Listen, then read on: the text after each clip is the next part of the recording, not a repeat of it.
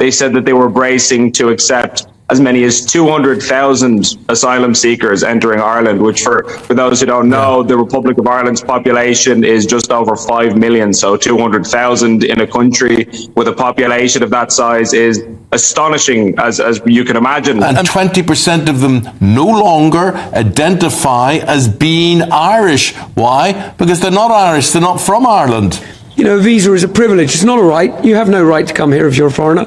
Ireland's migrant crisis highlights the challenges faced by governments in balancing the needs of their citizens with humanitarian obligations. The frustration and anger among communities underscore the importance of transparent, inclusive, and well-considered policymaking. We're crossing to Ireland now. The country's waking up to the reality of the immigration crisis. Anne and I were reporting on this at the weekend. Yes, fascinating. The Republic's main opposition party, Sinn Féin, have outlined a stricter immigration policy after a poll found that Irish voters care more about immigration than any other issue. That's because it's out of control. Where else could it be out of control? Ireland's immigration crisis has become a key political issue, with the main opposition party proposing stricter immigration policies in response to growing public pressure on the Prime Minister to resolve the situation.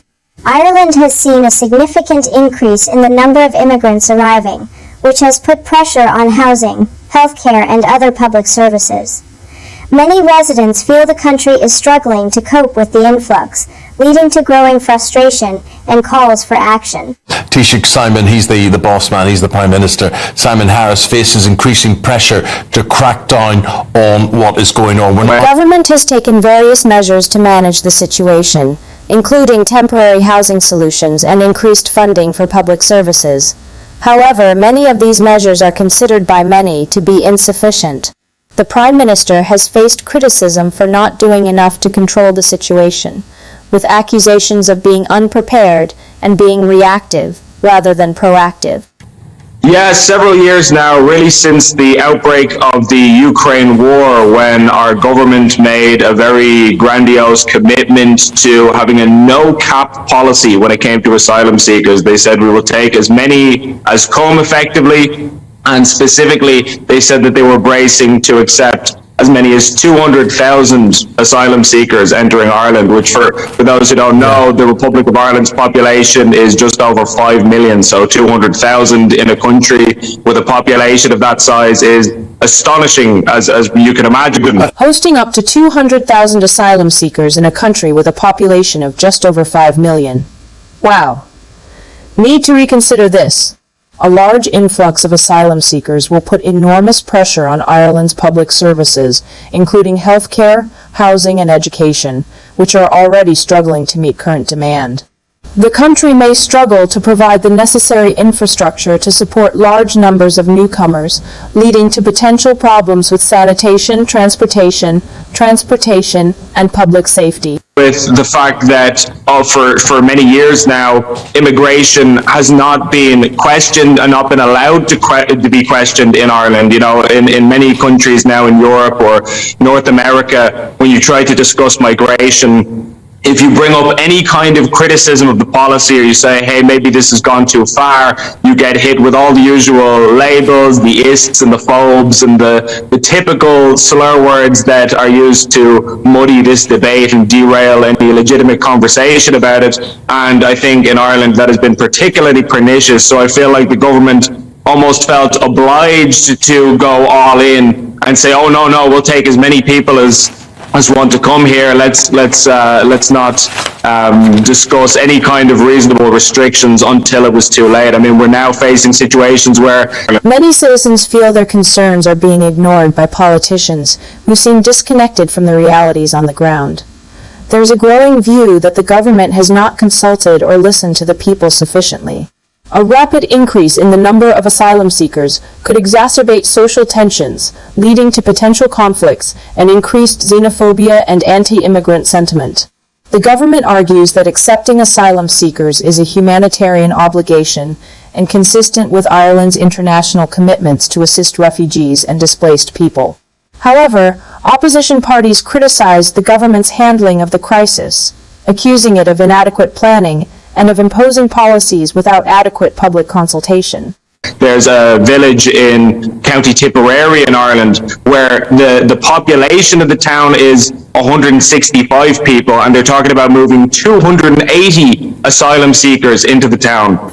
So more asylum seekers in your village than there are locals there, which is just clearly madness. I don't know anybody, liberal, conservative, right-wing, left-wing, who would think that that was a wise or sensible idea.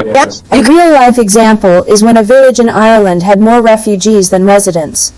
This is obviously crazy, as it can bring a lot of potential risks. The influx of migrants places additional demands on healthcare and education systems that are already under pressure. This can lead to longer wait times, overcrowded classes, and strained resources. You can understand the people, ordinary people, being very angry about this, because it's almost as though the politicians aren't listening to their own people. Well, they're very explicit about that. I mean, you mentioned Sinn Féin there. Sinn Féin has just released this new policy document on the need to try and, address the asylum issue. And they say how communities need to be consulted, but they specifically also say that people don't have a veto on who moves to their area, i.e. you can't say no. So at a press event yesterday, I was asking the party's leader, Marilyn McDonald, what kind of a consultation is it? Because the government has the exact same policy, by the way. They've all used this line, oh, nobody has a veto on who lives in their area. If that's the case, then what kind of a consultation doesn't allow you to say no? The whole part of a consultation is it's to consult. I'm asking you, hey, locals, what do you think of this? Do you agree? Do you consent? And so if you started off a consultation, but you're admitting that people are not allowed to reject what's happening, then that's just railroading by another name. Ben, Politicians in Ireland have refused to allow local residents to refuse migrants entry to their areas despite claims of consultation, causing significant frustration and anger among residents. Politicians claim to be consulting with local communities about the placement of migrants. However, many people believe that this consultation is superficial or non-existent. Even when consultation takes place, local people often feel their concerns and preferences are disregarded, leading to the feeling that decisions are being imposed on them. The Irish people suffer from a sense of powerlessness. The inability to influence decisions regarding the placement of migrants leaves many people feeling powerless and ignored. This perceived disregard for local opinion exacerbates social tensions and can lead to public protests and unrest. it is amazing to listen to someone like Mary Lou McDonald telling people they have no veto who lives in their area. People here that we're seeing in Coolock here and whatever are deciding otherwise. They're saying, we'll tell you, Mary Lou, what you can do and what you can't do. When is this arrogance from politicians going to disappear? It's not going to disappear at all. They've got this confidence, and this is, I mean, I don't know if this is European law that's being upheld here, or this is exactly why people in this country wanted Brexit, but this is unbelievable. As you say, 5.5 million people in the Republic of Ireland, nearly 2 million in Northern Ireland, and 20% of them no longer identify as being Irish. Why? Because they're not Irish, they're not from Ireland. 20% of Ireland's more than 5 million people will no longer hold Irish citizenship. The influx of migrants puts additional pressure on already overburdened public services, including healthcare, education, and housing. Local economies may face challenges as competition for jobs and resources increases, affecting both migrants and residents. Yeah, I think as to the arrogance question, it's a strange misunderstanding that has arisen in probably not just this country, but many Western countries, where politicians and the political class at large seem to be under the misapprehension that they own the country, when in fact it is the citizenry of the country who own the country. You know, Ireland does not belong to the politicians. They are people who have been temporarily bestowed with the right to manage it on behalf of the people as representatives. And so this whole, you don't have a veto, you can't decide, well then who can decide? Of course, they think they can decide. They're the people who should have the say over this. And, or if it's not them, it's the European Union, or it's this United Nations treaty, or whatever it might be. And the whole concept of first of all, national sovereignty, or on a more individual level, the idea that citizens have sovereignty over their own destiny and the future of their country and community has just totally gone by the wayside. Irish people have voiced their complaints. Many citizens see politicians as arrogant and out of touch with the realities facing the people. This perception is driven by decisions made without real consultation and the imposition of policies that affect local communities. The perceived inability of politicians to effectively address the migration crisis has eroded public confidence in their leadership. At the same time, there was a misunderstanding about ownership. There is a growing view that politicians believe they own the country, ignoring the reality that it is the citizens who hold true ownership. This misunderstanding undermines democratic principles and national sovereignty. National and individual sovereignty appear to be disregarded, with policies that do not reflect the will of the people or respect their rights and concerns. You know, it appears that we're losing control. That, you know, I don't care who you are or whatever in the world, none of us can solve the migration problem. Ireland's migration crisis is out of control. The strain on public services such as the healthcare system is under significant pressure due to growing demand from migrants, leading to longer waiting times and strained resources. Schools are facing challenges in accommodating growing student numbers, leading to overcrowded classrooms and a decline in the quality of education.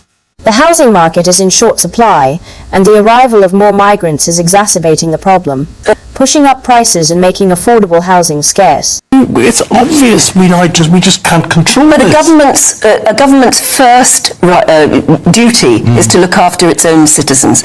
That's a government's first duty. The first duty of government is to ensure the welfare and security of its citizens. This includes maintaining access to quality public services, ensuring economic stability, and maintaining social cohesion. A couple of years ago, before things had gotten really out of control, the government received a secret cabinet memo which specifically warned them that if you proceed on this path, it could easily damage social cohesion, and particularly in deprived, underprivileged communities where services are already scarce, and then you're bringing in a whole new group of people which will just add to the demand. They were warned about this in 2022, before things had gotten out of control. They proceeded to ignore that advice and do it anyway, and now we're at the situation where we've seen multiple riots. There's these kinds of fiery scenes unfolding in working class communities all over the country, and you think, this is just ludicrous. Experts and community leaders have previously warned the Irish government about the potential negative impacts of a large wave of migrants, including strain on public services and social tensions. Despite these warnings, the Irish government proceeded with policies that increased the number of migrants entering the country without adequate preparation or consultation with the public. This resulted in Irish riots and social unrest. Riots broke out as communities expressed frustration and anger over the government's handling of the crisis. The government's disregard for warnings has eroded public trust and confidence in its ability to effectively manage the crisis and prioritize the welfare of its people.